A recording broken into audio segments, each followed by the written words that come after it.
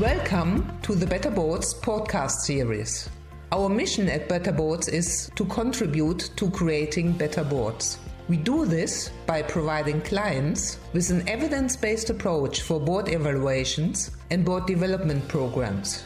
To fulfill our mission, we would like to give a voice to all who care about creating better boards. All the views expressed in our podcasts are the views of our podcast partners and not those of Better Boards. In this episode, I'm talking with Alex Leigh. Alexander is investment manager at the Development Bank of Wales, where he serves on the board of 10 early-stage tech companies in industries ranging from clean tech to fintech. Alexander has been working in the private equity and venture capital industry since 2013.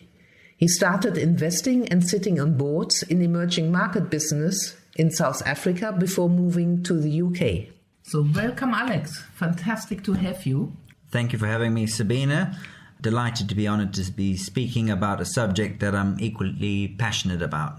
You are an investment manager in the tech team of one of the most active VCs in the UK, the Development Bank of Wales.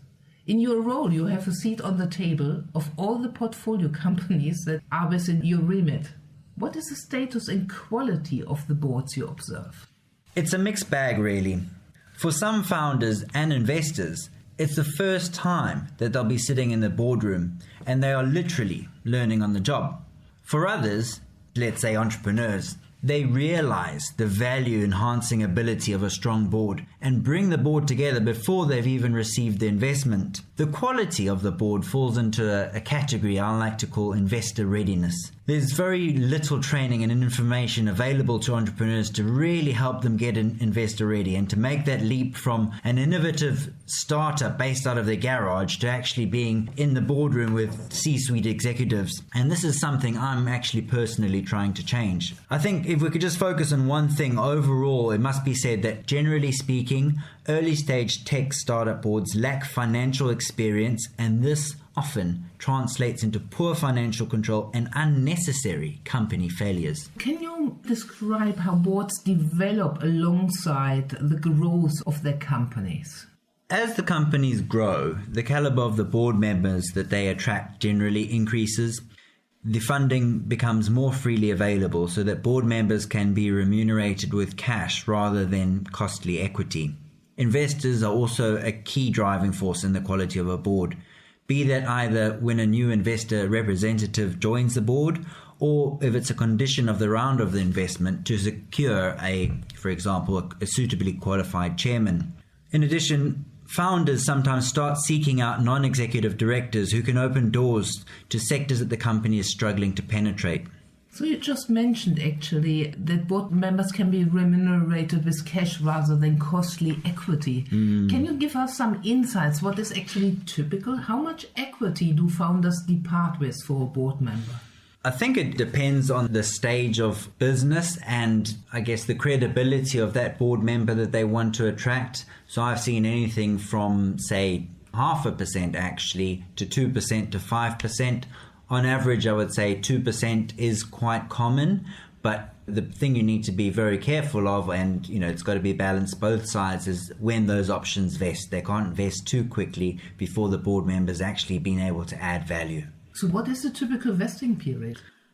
So I would say anywhere between about 3 and 4 years.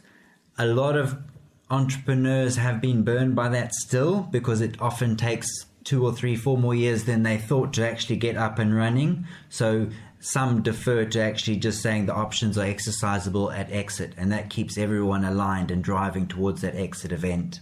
If it's an early stage company, what should founders look for in board members, and what should board members really deliver? So I think let's break the board members into 3 categories. So we've got angels, co-founders, and the non-executives. So in terms of the angels, the quality of the angel depends on how good the entrepreneur is or was at raising capital. If the round was oversubscribed, the entrepreneur usually picks someone who has smart money, even if it's not the cheapest. And when I say cheapest, that's in terms of the valuation that they achieve.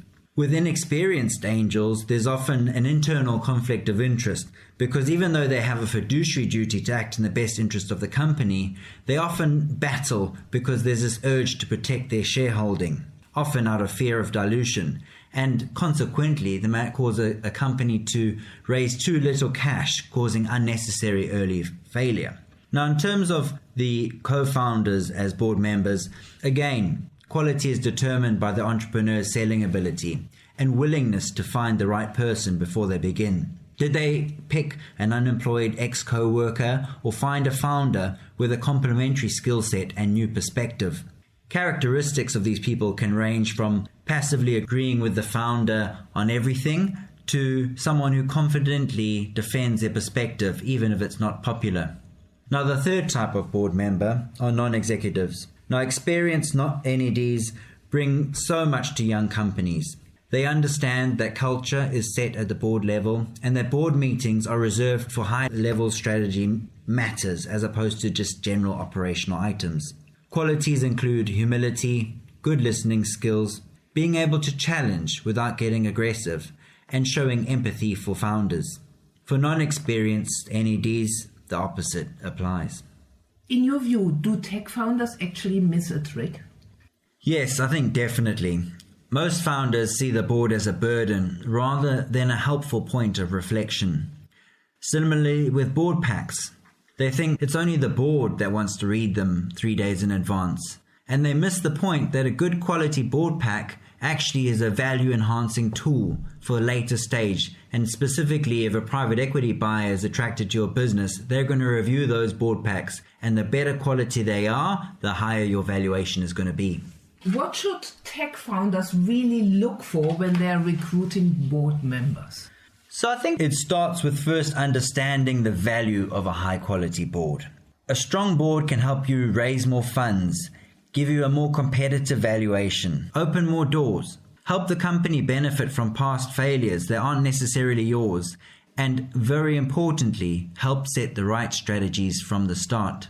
Then, founders should use their pull as an exciting tech startup to attract a fully formed and balanced board, including an experienced chairman. So what should board members actually bring to the table who are thinking about joining a young tech board?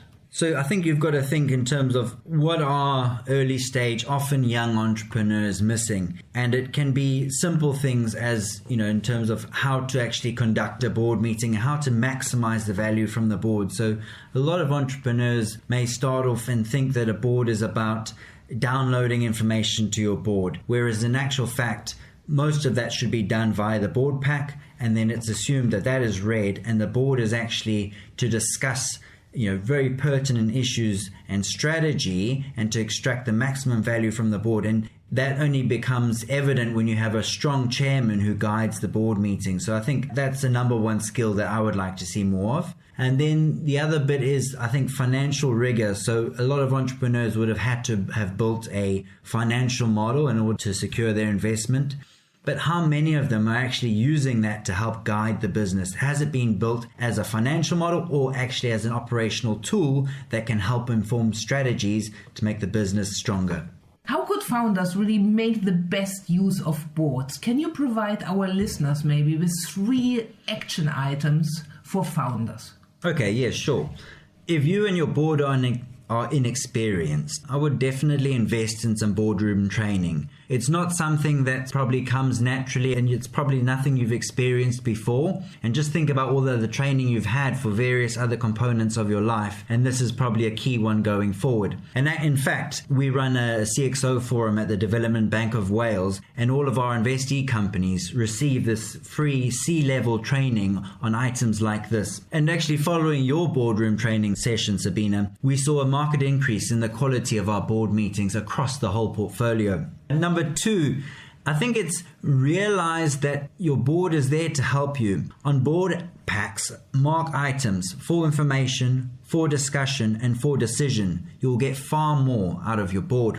And the third thing founders should do is either conduct an internal review or ask external consultants to review your board. What are your strengths? Where are the gaps? Who's adding value? Who's not? Then take action from the findings. Fantastic. Thank you so much, Alex, for contributing. Thanks for having me.